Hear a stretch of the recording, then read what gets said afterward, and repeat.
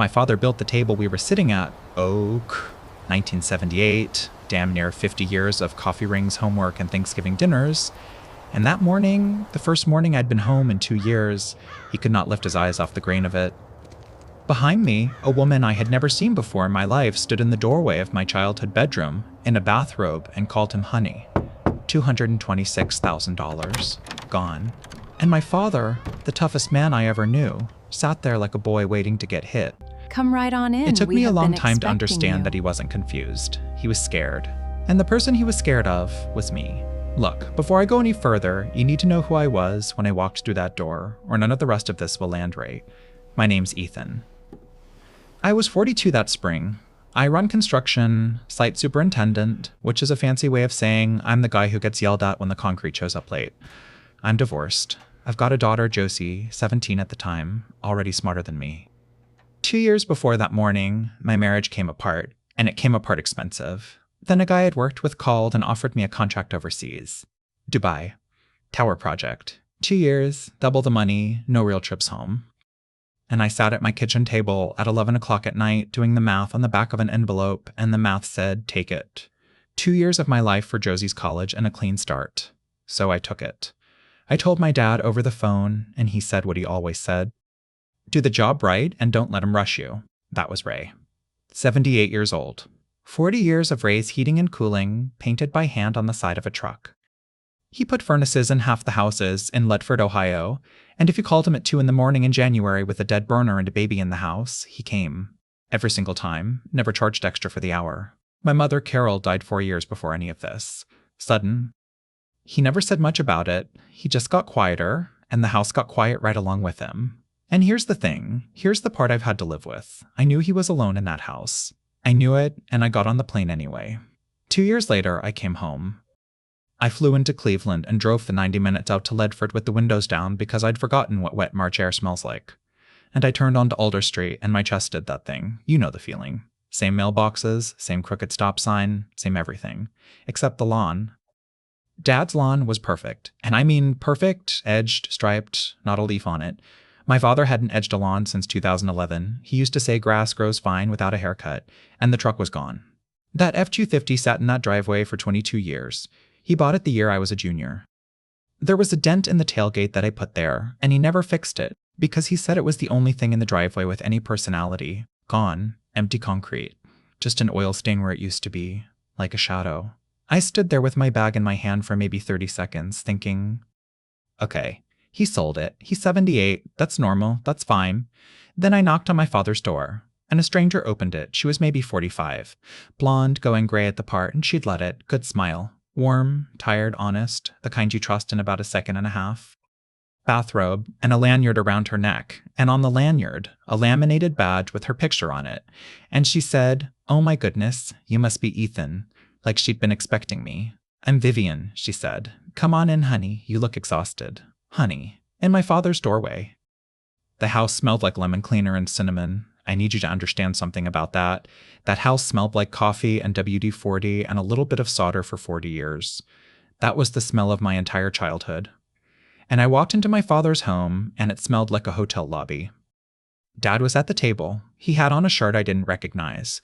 Pressed, buttoned all the way to the top, and in front of him was a mug I'd never seen, big, cream-colored, and he was holding it with both hands like he was cold in there. He said, Ethan. And he looked at the table. I crossed that kitchen and I put my arms around my father, and he patted my back twice, quick, the way you pat a dog you don't know. Then he sat back down. I said, Dad, hey, look at me. He took a sip of his coffee. Vivian said, it's decaf. His pressure's been up. Now, my father drank his coffee black, out of a mug from Ledford Supply with a chip in the handle, strong enough to strip paint, and he'd have told a cardiologist to mind his own business. That mug wasn't in that kitchen. I looked for it later, not in a single cabinet. I sat down across from him, and I did what you do. I talked. I told him about the job, about the heat over there, about a crane operator from Cork who could set a 40-foot beam like he was setting down a teacup. I told him Josie made honor roll. And he nodded at the table and said, that's good. 9 words in 20 minutes. I counted them later. 9. And Vivian talked. And honestly, she was good at it. She told me about his physical therapy and his A1C and the sodium in his diet.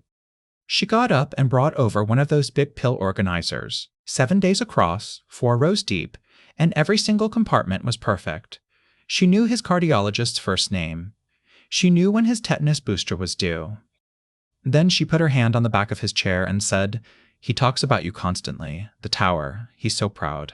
And something went cold at the back of my neck, and I could not have told you why. I asked her how long she'd been helping out. She said, "Since his hip." "Going on a year and a half now," I said. "His hip?" And she got this look, just a half second of it. Careful. "His hip replacement," she said, "back in August." "He didn't tell you? My father had major surgery." And I found out standing in his own kitchen, from a woman in a bathrobe, 19 months late. I stayed all day, and I never got 1 minute alone with him. Not one. I didn't clock it as a pattern until dinner. She was always there, wiping something, folding something. Sitting down, just for a second. If I drifted toward the hallway, she drifted toward the hallway. When I said, "Dad, come sit out on the porch with me," she said, "Oh, the damp is murder on that hip." And at 9 o'clock she said, "Ray, honey." Bedtime. And my father, a man who once worked a 19-hour shift in an ice storm and then went bowling, got up and went to bed. She made up the couch for me. Because my old room was hers, my trophies, my dresser, the bed I slept in from age 6 to 18. That was her room now. There was a lock on the door, a new one, brass, still shiny. I lay on that couch and listened to the furnace kick on, his furnace, one he'd installed himself, that particular hum I'd know anywhere in the world, and I did not sleep. Around 2 in the morning, I got up for water. And my father was sitting at that kitchen table in the dark. No coffee, no light on, just sitting there in his undershirt with both hands flat on the wood, staring at nothing. I said, "Dad?" And he flinched. My father flinched. Then he turned his head, and for the first time in 2 years, he actually looked at me, right at me. And his eyes were wet, and they were furious, and they were absolutely terrified. And I did not understand one single thing I was seeing. And very quietly he said, "I already gave you what you asked for. Just go home, Ethan, please." I had never asked that man for anything, not a dollar, not once in my life. I opened my mouth to tell him so, and the hallway light came on behind me. The hallway light came on behind me. And Vivian was standing in the doorway with her arms crossed, and she wasn't angry. That's the part I keep coming back to, even now. She looked sad and patient, the way a nurse looks when she's seen the exact same thing 400 times and it still gets her a little. "Oh, Ray," she said. "Honey, you're doing it again." She came past me, didn't touch me, didn't hurry. She crouched down next to my father's chair, put her hand on his forearm and said, "It's 2 in the morning, sweetheart. That's Ethan. You're Ethan. He's home. He flew all that way to see you." My father blinked at me, and something behind his eyes just went out, like a pilot light. "I know that," he said. "I know you do," she said. And she walked him down the hall, and I stood there in my mother's kitchen in the dark, listening to my father's bedroom door click shut. When Vivian came back, she put the kettle on. Didn't ask me, just did it. Then she leaned against the counter my dad tiled in 1994, and she said, "I should have warned you." I said, "Warned me about what?" "Sundowning," she said. That's the word for it. Their days and nights get turned around, and the confusion gets loud after dark. He's fine at breakfast, sharp as a tack at breakfast. She rubbed her eye with the back of her wrist. "It's the nights, hon." And I said, "He said he already gave me what I asked for." And she got very still. Just for a second. Then she nodded slow, like I'd said something she'd been dreading. "He does that," she said. "He gets it in his head that people want things from him. Money, mostly. It's, Ethan, I promise you, it's the most common thing in the world at his age. They get scared about money. Their mind builds a story around the fear. Look, I want to be fair to myself here. I've been awake for 31 hours. I'd crossed 9 time zones.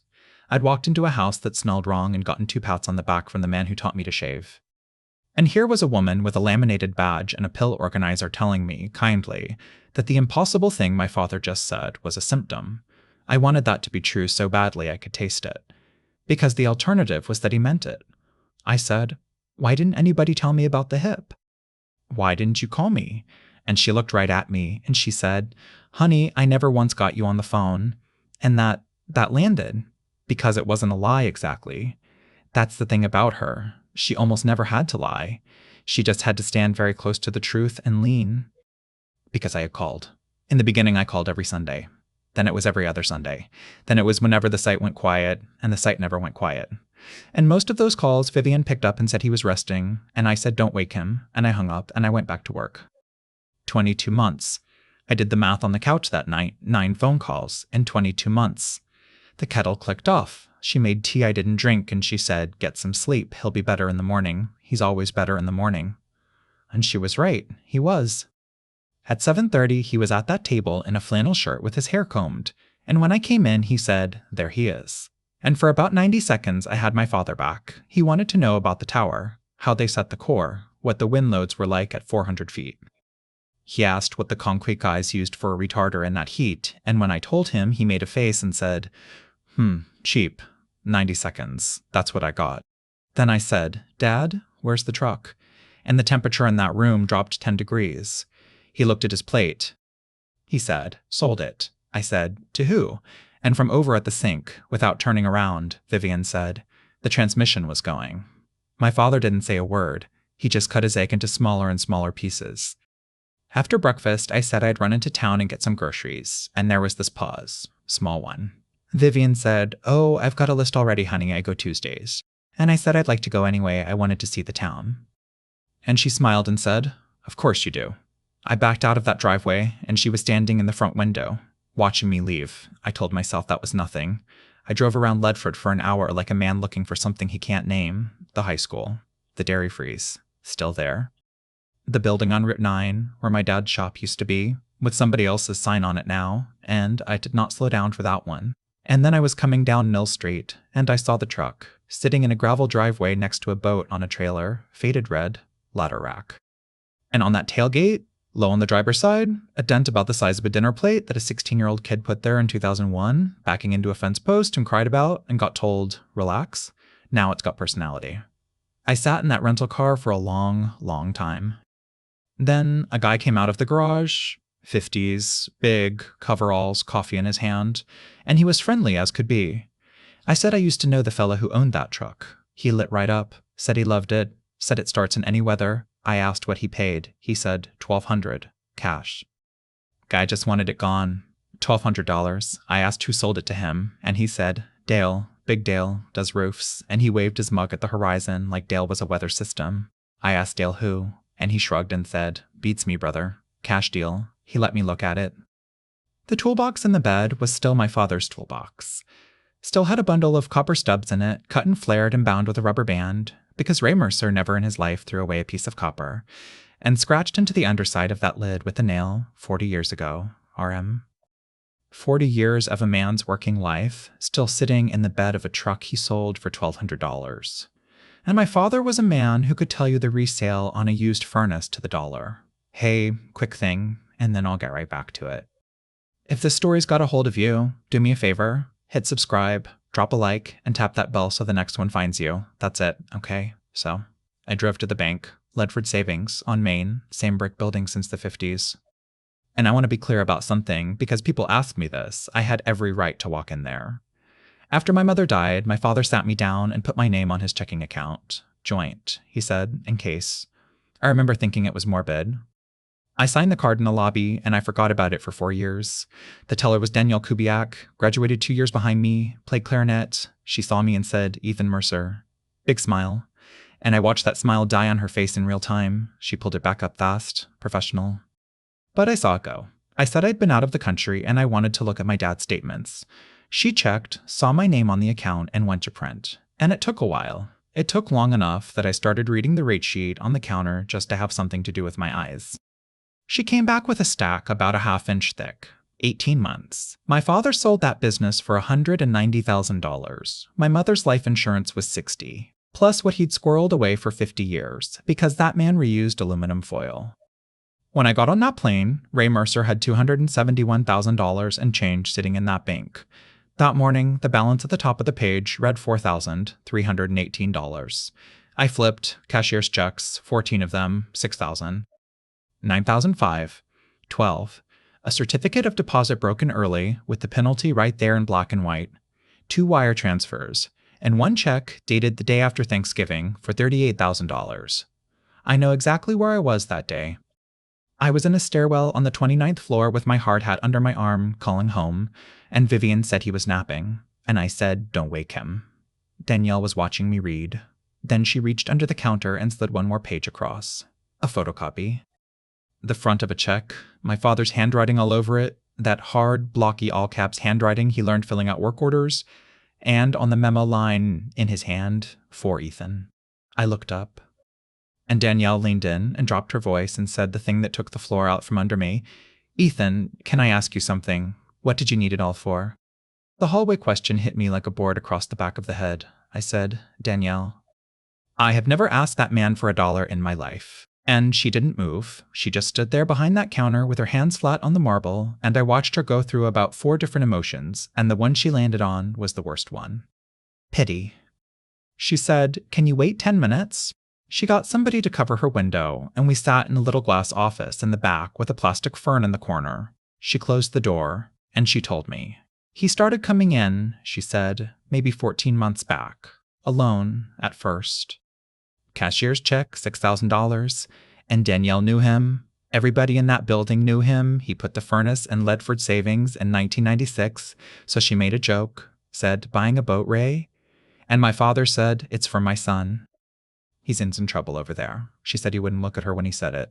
Next one was 9.5, then 12, and then he stopped coming alone. There'd be a big fella in the truck out front. And yes, before you ask, she said big fella in a red pickup, and I felt something crawl up the back of my neck. And Dad would come in with a slip of paper in his fist with the amount already written on it in somebody else's handwriting. She flagged it. I want that in the record, because Danielle Kubi acted everything right, and nobody ever thinks people like her. She flagged it to her branch manager, Bill Hodge, twice. They pulled him into that same little glass office and sat him down and asked him, gently, if anybody was pressuring him. And my father, 78 years old, sharp as a tack at breakfast, competent as you or me, looked Bill Hodge in the eye and said, it's my money. It's my family. Mind your business. And that was that. That's the wall. Legally, that's the whole wall. It was his money. He wasn't confused. Nobody had a gun to his head. He was a grown man moving his own funds, and if the bank blocks that, they get sued, and they know it. But Danielle didn't let it go. She went one step further. She said, we had a number on file for the emergency contact, for you. And she slid a Post-it across the desk. I looked at it. It wasn't my number. I've had the same cell since 2016. That was not it. Not even the same area code. She said their compliance people called it, back in the fall. Standard verification, just to be sure the son knew what was going on. And a man answered. She said he was lovely. That's the word she used. Lovely. Said, yes, this is Ethan. Thanks so much for looking out for my dad. He's stubborn as a mule. I've been telling him not to send it. I'm handling it. And they closed the file, because the son confirmed it. I walked out of that bank into the parking lot with that little yellow square of paper in my hand, and I sat in a rental car with the door open and 1 foot on the pavement, and I dialed it. It rang. 4 times. 5. And then a recording picked up, and a man's voice. Light, easy, friendly, a voice I had never heard in my entire life. Said, hey, you've reached Ethan. Leave it after the beep. I hung up. I sat there with my hand shaking so bad I had to put the phone face down on my leg. Somebody had been me for over a year. Somebody had a number, and a voicemail greeting, and a whole entire life. Somebody had been standing between my father and me, wearing my name like a coat. Then Danielle came out. She'd walked out of her own shift and crossed that lot in the rain to catch me, and she leaned down into the door and she said the sentence that decided everything that came after. She said, Ethan, whatever you do, don't let on. I said, what? She said, there's $4,000 left in that account. 4,000. And your dad's got one thing left in this world worth anything, and it's got a roof on it and you grew up in it. She glanced back at the building. If you go in there swinging, they'll scatter, and you'll never see a nickel, and they'll take one more run at that house on the way out the door. You need paper. You need somebody official on your side. So go home and be his son, and don't you dare let on. I want to tell you, I was calm about that. I wasn't. Every single thing in my body wanted to drive back to Alder Street and put my hand through a wall. But I'd spent 20 years on job sites, and if there's one thing that work beats into you, it's this. You do not start swinging a hammer before you know what's behind the drywall. So I drove home, and I lied with my face. I walked into that kitchen, and I smiled, and I said the traffic on Main was worse than I remembered. I put the groceries away. I let Vivian tell me I'd bought the wrong bread, his sodium honey, and I said, geez, my fault. And I meant it in my voice, and something in me died a little while I did it. I noticed things that night that I hadn't let myself notice the day before. The hallway wall. There used to be 4 pictures going down that wall. My folks' wedding, me at maybe 9 on the tailgate, my mother in the garden, and the one Dad loved, him and me outside the shop on Route 9 the day the sign went up, him with his arm around my shoulders squeezing so hard my head's tilted. 3 pictures on that wall now. Where the shop picture had been, there was one of those framed prints you get at a big box store, a lighthouse. Nobody in my family has ever been to a lighthouse. And at dinner, Vivian used my mother's dishes, the good ones. The ones with the little blue leaves that came out twice a year, Thanksgiving and Christmas, and got hand-washed by my mother standing at that sink humming, and put right back in the cabinet over the fridge where nobody could reach them. It was the 11th of March. She served meatloaf on my mother's Christmas china on the 11th of March, and my father ate it and said nothing. And I complimented the meatloaf. That's what I did. I told that woman it was terrific.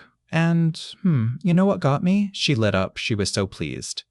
She said, "Oh, it's just a box mix, hon." And she went pink, and I sat there watching her be genuinely, warmly happy that I liked her cooking. In the house, she was stripping to the studs. I have never in my life been so scared of a person as I was of her in that moment. Because she wasn't performing, that's what I finally understood. Whatever she was doing, some part of her wasn't faking it at all. I said I'd stay a couple of weeks. Vacation days, I said. Vivian said, "Oh, your dad'll love that," and my dad kept eating. Next morning was Tuesday. And Tuesday was PT, over at Ledford Regional 9:15, then groceries after. I said I'd stay behind and take a look at the gutter over the porch, because there was a stain running down the fascia and it had been driving me crazy since I pulled in. Vivian hesitated, half a second. I saw it and I pretended I didn't, and I said, "Gotta earn my keep somehow." And she smiled and said, "You're just like him." Then the car pulled out. And for the first time in 2 years, I was alone in my father's house. I didn't go for a computer. I didn't go for a filing cabinet. I went straight down that hall to his bedroom, and I opened the top left drawer of his dresser, and I dug my hand under the socks. Because my whole childhood, that's where the get-home money lived. That's what he called it, $200 in an envelope, rubber-banded. In case the truck died, in case the world ended, in case. He never touched it. He just needed to know it was there. The envelope was gone. And in its place, at the back of that drawer, was a bundle of letters, maybe 15 of them. Held together with a rubber band, wrapped twice around, tight, the exact way that man bundled everything he ever owned.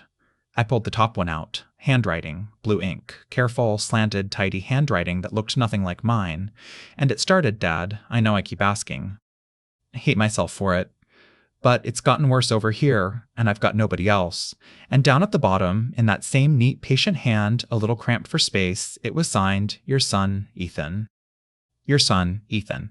I sat down on the floor of my father's bedroom, with my back against the bed frame, and I read all 15 of them. The first one was dated in the fall, 20 months back. It was 1 page, polite almost. It said he'd gotten himself into a situation over there, a contract thing, a bond he had to post, nothing dangerous. Just embarrassing.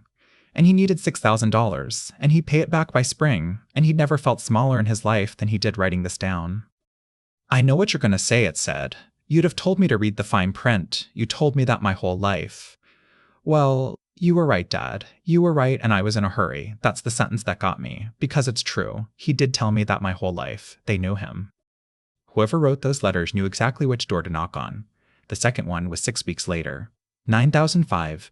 The bond had gone up. There was a lawyer involved now. Then 12, because there was a fee to release his paperwork. And then the tone starts to change, and I watched it change on the page, the way you watch a crack move across a windshield. I can't call from the site anymore. They flag international calls now, and if they see me talking to family, they know I've got somewhere to pull the money from, and the number doubles. So, letters, I'm sorry. I know it's crazy in this day and age. Write me back through the P.O. box and I'll get it. And there it was. Every Sunday I didn't call was proof. 22 months of my silence, and somebody had reached in and given it a meaning. My absence wasn't neglect anymore. It was evidence. Every quiet Sunday, my father sat at that table and thought, he can't. They won't let him. I did that, not them. I handed them the silence. They just built the house on it. Then came the rules. And you have to understand, the rules were the whole machine. Don't tell anybody in town. Please, Dad. Not Marty, not the guys, nobody. I can't have people at home knowing I got taken for a fool. I couldn't walk down Main Street. Don't tell Josie. She's got her senior year. She's got applications in. Let her have it clean. If she finds out her father's in this kind of trouble, it'll wreck her, and there's nothing she can do about it anyway. Don't go through the bank asking questions. If they freeze anything, I'm stuck here. Do you see it? Do you see what those 3 sentences did?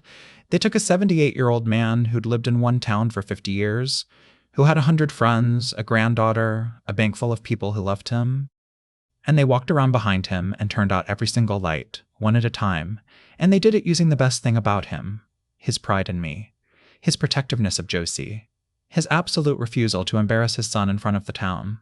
They didn't break into my father's life. He held the door. By letter 9, the writing gets tighter. Smaller. Like the guy's hand is moving faster. It's the 15th, Dad. It has to be the 15th. And letter 12. Letter 12 is 4 lines, no greeting. They came to where I'm staying. They didn't do anything. They just wanted me to know they know where it is. I'm not telling you this to scare you. You're the only person on this earth I can tell. And I'm sitting on the carpet in the room where my father sleeps. And I finally understand the man at that kitchen table at 2 a.m. with his hands flat on the wood, staring at nothing. He wasn't confused. He was standing guard. He thought his son was in a room somewhere on the other side of the planet with people outside the door, and he was the only thing between me and them, for 19 months, alone, at night, in a quiet house. And he couldn't tell one living soul, because I'd asked him not to. That's why he wouldn't look at me. He wasn't ashamed of me. He thought I was ashamed. He was giving me my dignity back. At his own kitchen table. He was protecting me from having to say it out loud in front of the caregiver. And the last one. The last one is a half page, and the handwriting's gone loose, and it says, anything you can do, anything at all. 1,200 would keep the meter running 1 more week. I'm not asking for a rescue anymore, Dad. I'm asking for a week. $1,200. That's what he sold that truck for. That's why he took the first number, a man in a driveway, said out loud, and didn't haggle a dime. He wasn't selling a truck. He was buying his son 7 more days. I've never told anybody this part. I put my hand over my mouth on the floor of that room so nobody would hear me, and I cried the way you cry when there's no sound in it, and my whole body shook, and I could not stop. Because here's the arithmetic that will follow me into my grave.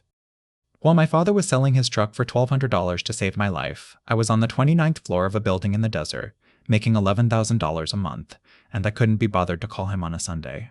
Okay. Then I got up off that floor, and I went cold, and I got to work. Because Danielle Kubiak had told me exactly one thing, and she was right, and I clung to it like a rope. You need paper. I photographed every page. 15 letters, front and back, 31 photos, on the carpet by the window where the light was decent, holding my phone dead level like I was shooting a punch list. And when a shot came out soft, I took it again. I don't know how I did that. I've thought about it 100 times. Some part of my brain just went to the job site and stayed there. Then I put them back. Rubber band twice around, tight, the tag end tucked left. Exactly how he does it, exactly how he'd done it since before I was born. And I straightened the socks and I closed that drawer. And then I made myself do the thing I'd been avoiding, which was look at the writing itself, because those letters were not in my handwriting, not close. Mine's a mess. My ex used to say I write like a man escaping a fire. That was tidy. Slanted, blue ballpoint, even pressure. Somebody who wrote a lot, by hand, slow, and cared how it looked. Now, out on that refrigerator, there was a grocery list. Vivian's list.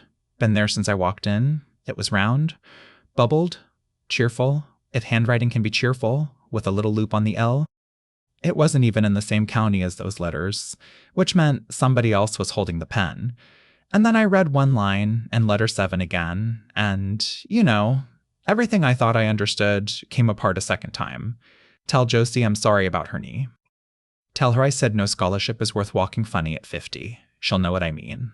I didn't know anything about Josie's knee. I didn't know one single thing about my daughter's knee.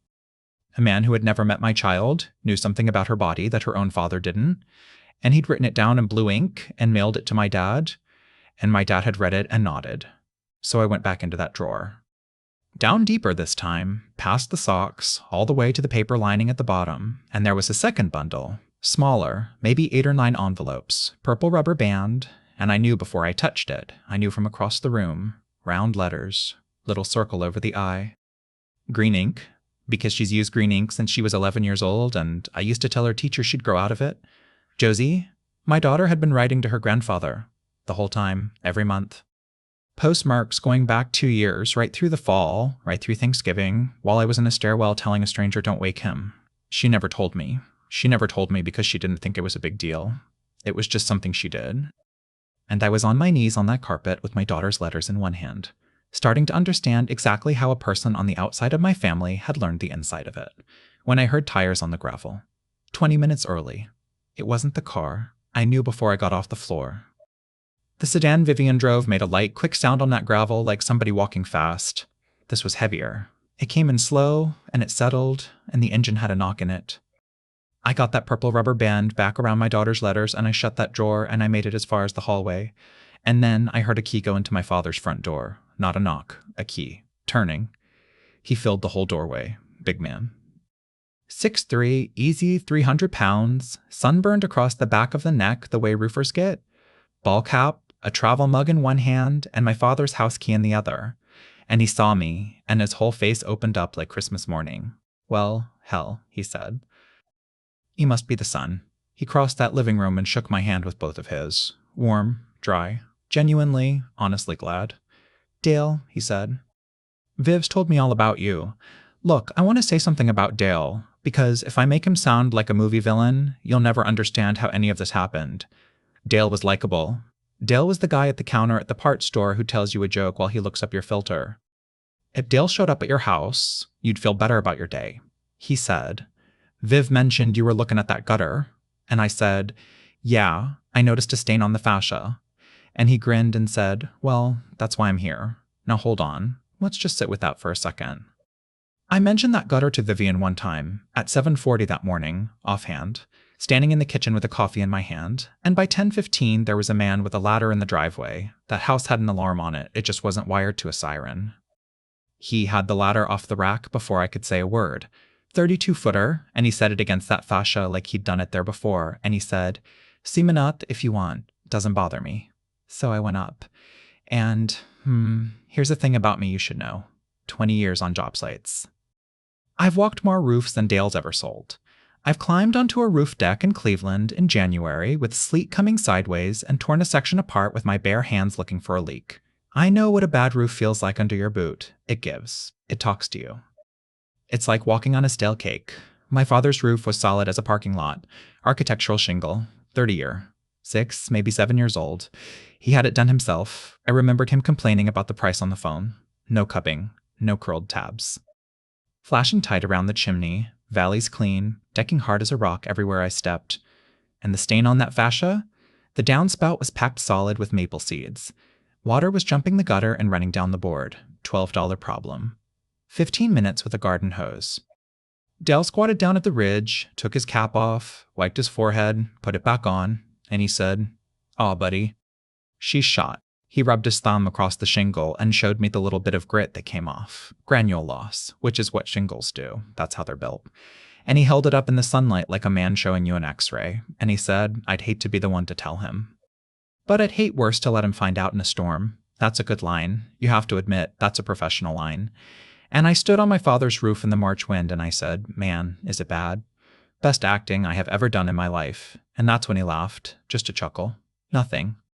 He said something about how they don't make a decking board worth a damn anymore. And he laughed, easy and warm and friendly, and my stomach turned over and my hands went cold in the wind.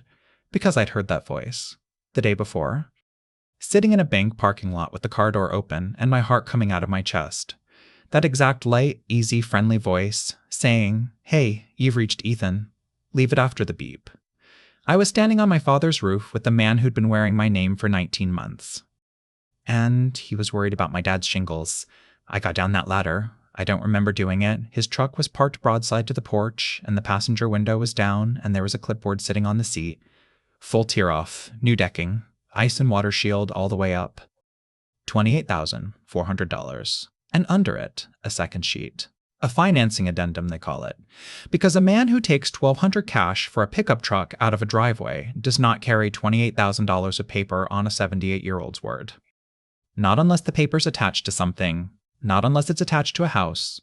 I dropped my keys, on purpose. And when I came up off that gravel, I was 6 inches from his door. D&K Exteriors, licensed, bonded, 30 years, and there was a seam. A hairline seam running right down the edge of that lettering, where the corner had lifted maybe a 1/16 of an inch, and the red paint underneath was a slightly different red because it had never seen the sun. It was a magnet. 30 years in business, and the sign came off in the car wash. He climbed in and rolled the window the rest of the way down and said, "Real good meeting you, brother. Tell your dad I'll work him up a number." And he backed out onto Alder Street, and I stood there and said that played out loud 11 times, all the way to the kitchen, until I could write it on the back of a grocery receipt. Then I sat down on my mother's back steps, and I shook. D&K Dale and K. Quick breath here, and then I'll take you into the worst phone call of my life. If you're still with me, and I hope you are, hit subscribe, tap that like, and turn on the bell so the next story comes and finds you. All right, where was I? I drove out to Route 9. Out to the lot where the shop used to be, and I parked in the gravel across from somebody else's sign, and I called my daughter. She picked up on the second ring and said, "Dad?" Real high and surprised, and it had been 11 days since I talked to her.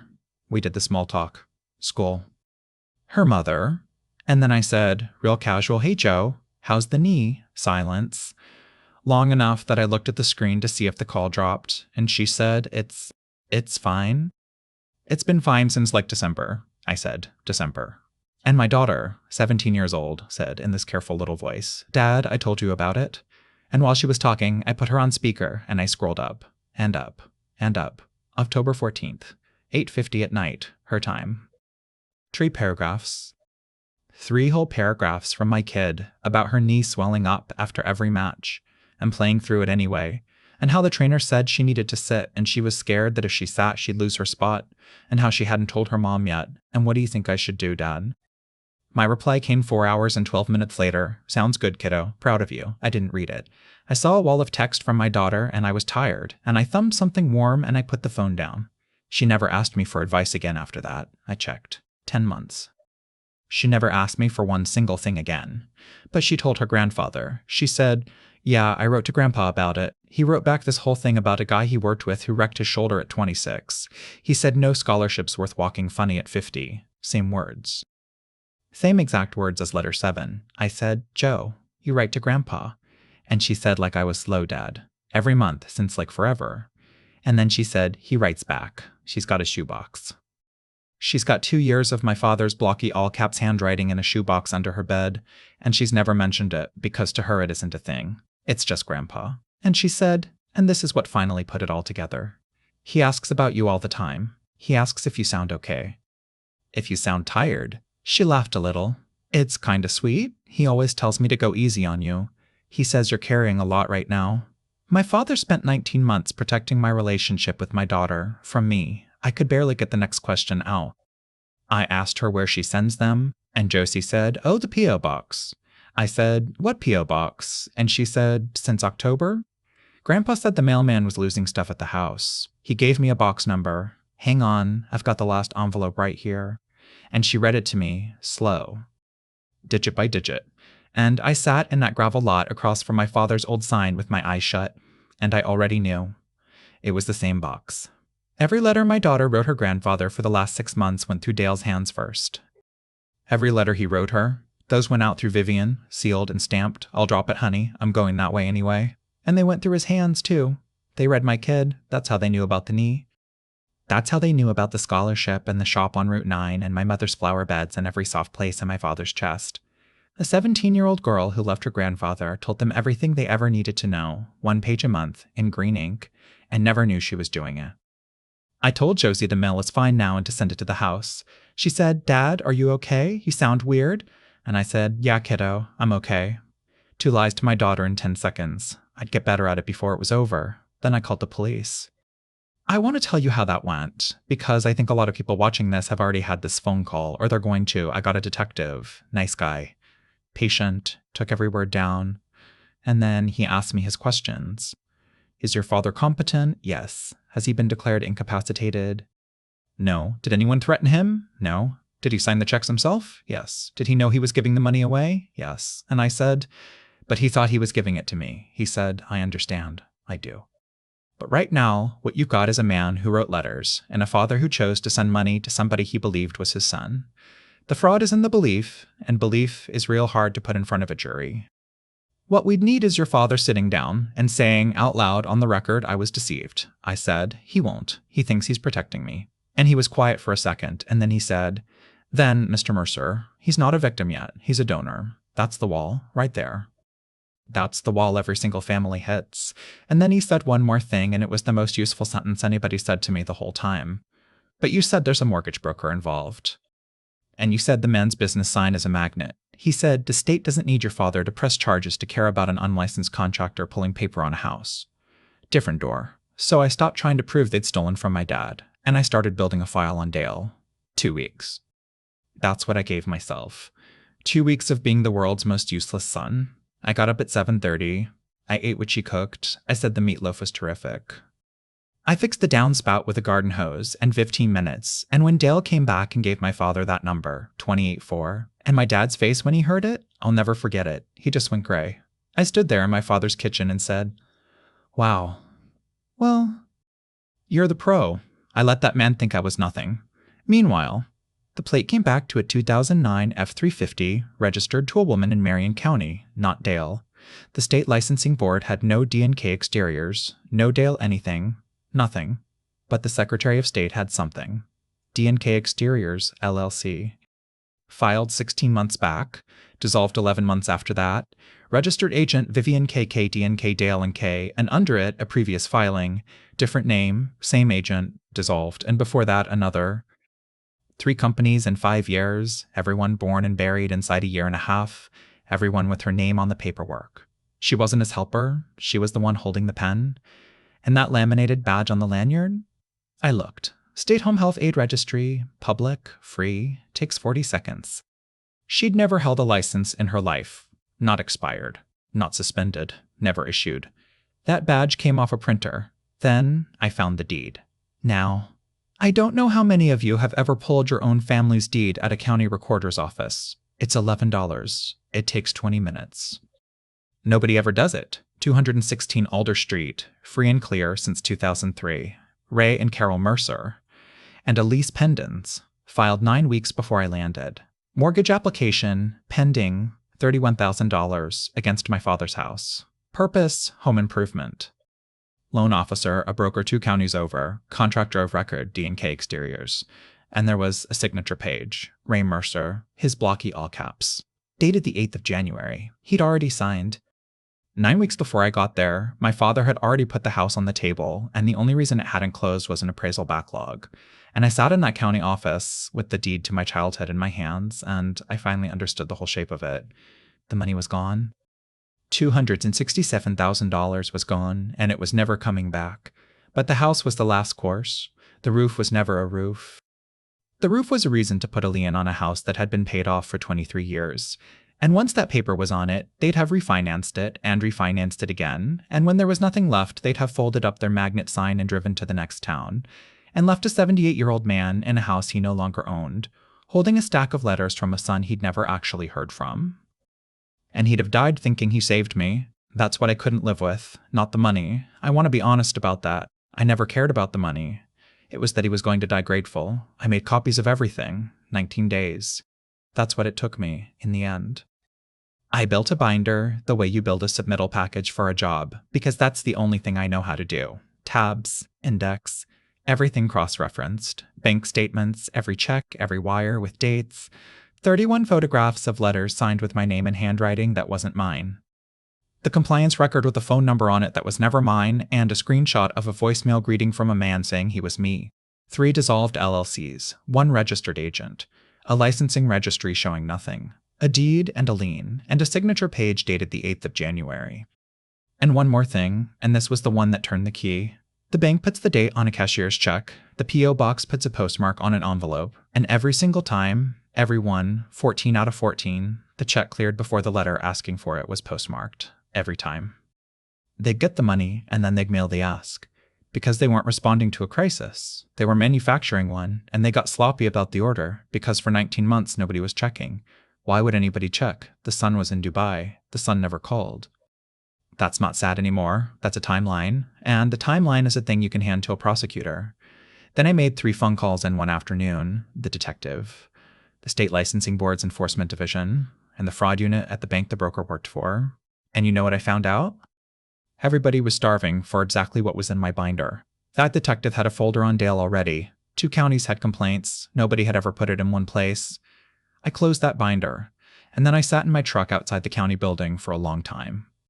Because now came the part that terrified me, way more than Dale did. Paper was going to nail Dale. Paper was going to save the house. But paper wasn't going to give me my father back. There was only one thing that was going to do that, and it meant walking into that kitchen and taking away the one thing that man had left. Because for 19 months he'd been a hero. He'd been the only one standing between his boy and the dark, and it had cost him everything he owned, and he had never once complained, because it was worth it. And I was going to have to sit down across from him at that oak table and tell him that it was all for nothing. That there was no danger, no trouble, nobody outside a door on the other side of the world. That his son was never in a room needing saving. His son just didn't call. I was going to have to take the truck, and the shop money, and my mother's insurance, and the last 2 years of his life, and hand it all back to him as garbage. The doctor's word for what that does to a man his age is cascade. Look it up. It's not a metaphor. They get one big shock like that at 78, and sometimes they just go. I could save the house and lose him. I sat there until it got dark. And on the 18th of March, at about 7:10 in the morning, I walked into my father's kitchen with that binder under my arm. And Vivian was standing at the sink, drying my mother's china. And she turned around and looked at what was under my arm. And she smiled at me. Warm, tired, honest. The same smile she gave me in the doorway on the first day. And she said, "Oh, honey, you've been busy. Oh, honey, you've been busy." She said it the way you'd say it to a kid who'd built something out of Legos. And then her phone buzzed on the counter. It was face up. I could see it from where I stood. It said Dale. And Vivian looked down at it and let it ring. Didn't reach for it. Didn't flinch. She just watched it buzz itself quiet against the tile my father laid in 1994. And then she picked up the dish towel again and went back to drying my mother's plate. That's when I knew. Because a woman who is surprised answers the phone. A woman who has done this before. In Marion County, and in whatever town came before Marion County, and whatever town came before that, she already knows what that call is. She's heard that call in a kitchen just like this one. And she's already gone somewhere else in her head, packing a bag she keeps mostly packed. I said, "They picked him up 20 minutes ago, off a roof in Belmont County." She set the plate in the rack. Careful, blue leaves up. And she said, "Sit down, Ethan. You look like hell. And here's what I want you to understand about the next 4 minutes." She didn't beg. She didn't cry. She never once said she was sorry. She went straight for me, she said, 9. I said, "What?" 9 phone calls, she said, in 22 months. I kept the pad by the phone. I wrote every one of them down, hon, because I was going to show them to you someday, and I was going to ask you what you thought a man's supposed to do in a house this quiet. And she turned around and leaned on my mother's counter and looked at me with those tired, honest eyes. "I cut his toenails," she said. "You know that? Every 3 weeks. Because he can't reach and he'd rather die than ask a nurse. I got him up off that bathroom floor in February when his hip went, and he laid there for 40 minutes before I found him, and he cried, 'Ethan, your daddy cried,' and I told him it never happened, and it never did. I know his sugar. I know which side he sleeps on.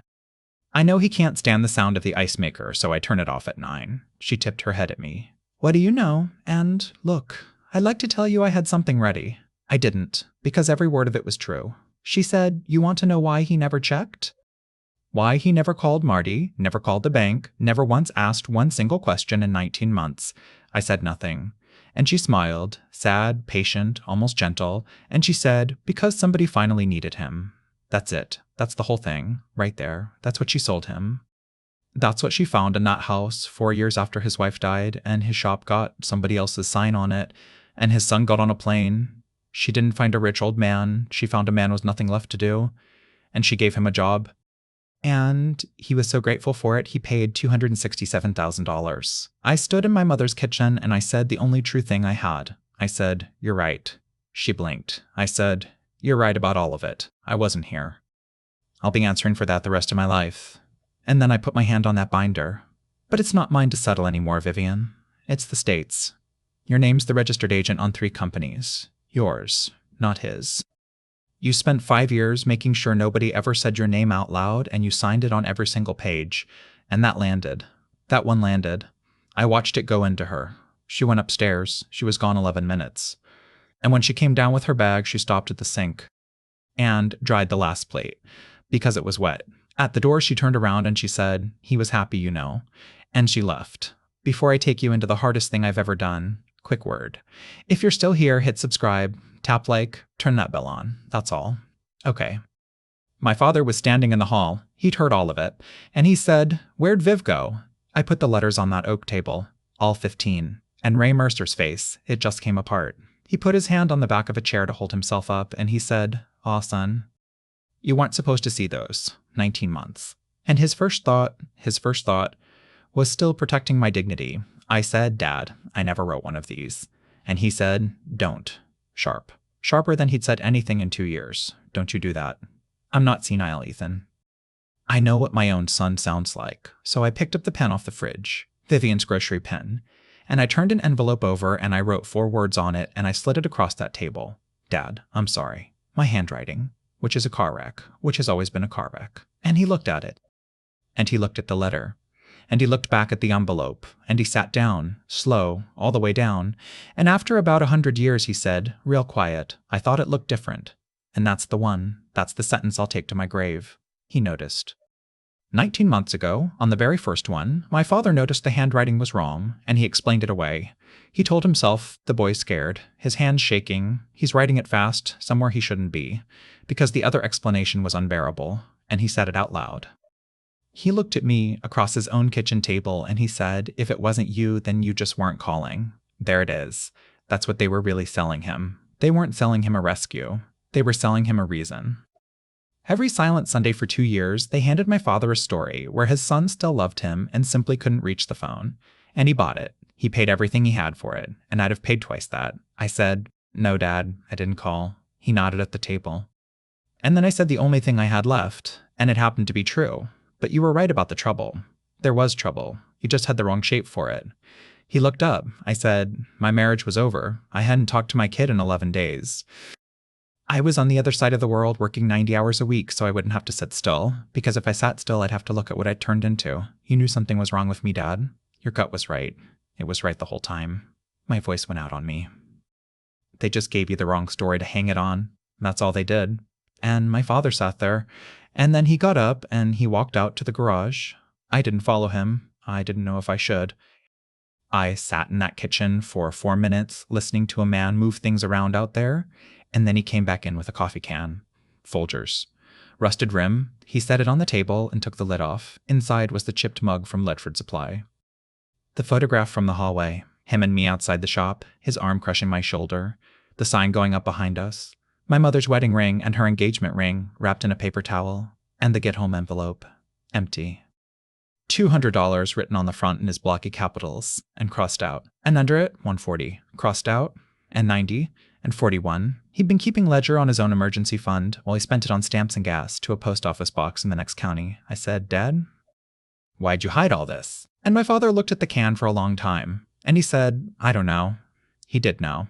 Some old animal part of that man knew exactly what was in his house, and it couldn't say it, and it couldn't stop it, so it did the only thing it could. It hid his wife's rings in a coffee can. Dale took a plea in November, theft by deception, financial exploitation of an elderly person, 2 counties. And it wasn't my dad's testimony that did it. Dad never had to say a word, and thank God, because I don't think he could have. It was the postmarks. 14 cashier's checks, 14 envelopes, and every single time, the money cleared before the letter asking for it was ever mailed. You can't argue with a calendar. Vivian's lawyer fought. Hers took longer, and hers was worse, because hers was on paper. 3 LLCs, 1 registered agent, a fabricated aid badge, a broker's file with a signature page dated the 8th of January. She got 4 years. He got 3. We got back $31,000, a boat, a jet ski, and a truck that wasn't hers, out of 267. But the lien came off. The mortgage never closed. And my father's house is still my father's house. At sentencing, she asked to speak. She turned around in that room, and she looked straight at Dad, and she said, "I'm sorry, Ray." And my father would not look at her. He looked at his hands. He looked at the floor. He looked at the wall. And I sat there next to him, and I thought, I know exactly what that feels like from the other side. And I hope it cost her the way it cost me. I bought the truck back in April. The fella on Mill Street wouldn't take $4,000. Wouldn't take 2. He said, $1,200's what I gave him, and $1,200's what it's worth to me. And he handed me the keys in the rain, and the copper stubs were still in the toolbox, still bundled in a rubber band, still marked RM under the lid.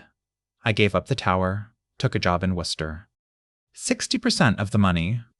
Josie went to state instead of the school she wanted, and she told me straight out she didn't care. And I think she meant it, and it still keeps me up. I moved back to Ledford in June. He asked about it exactly once. Months later, on the porch, out of nowhere, he said, "Was any of it you?" And I said no. And he nodded, and he drank his coffee out of that chipped mug, and he said, "Well, you're here now." He never brought it up again. He's 81 this fall. That dent's still in the tailgate. Josie comes Sundays, and he's teaching her to braise copper on the picnic table out back, and she's terrible at it, and he's so patient with her, it makes my throat close.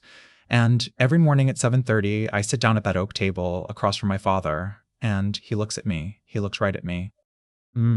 I used to think the worst thing they took from him was the money. It wasn't. It was 2 years of me, and they only got that because I set it down on the counter and walked out of the room. So call your dad. That's it. That's the whole thing. There is somebody out there right now doing arithmetic on your silence. If this one stayed with you, and you want more true-to-life stories about secrets, betrayal, and the justice that finally catches up, tap the video on your screen now. I'll be waiting for you there.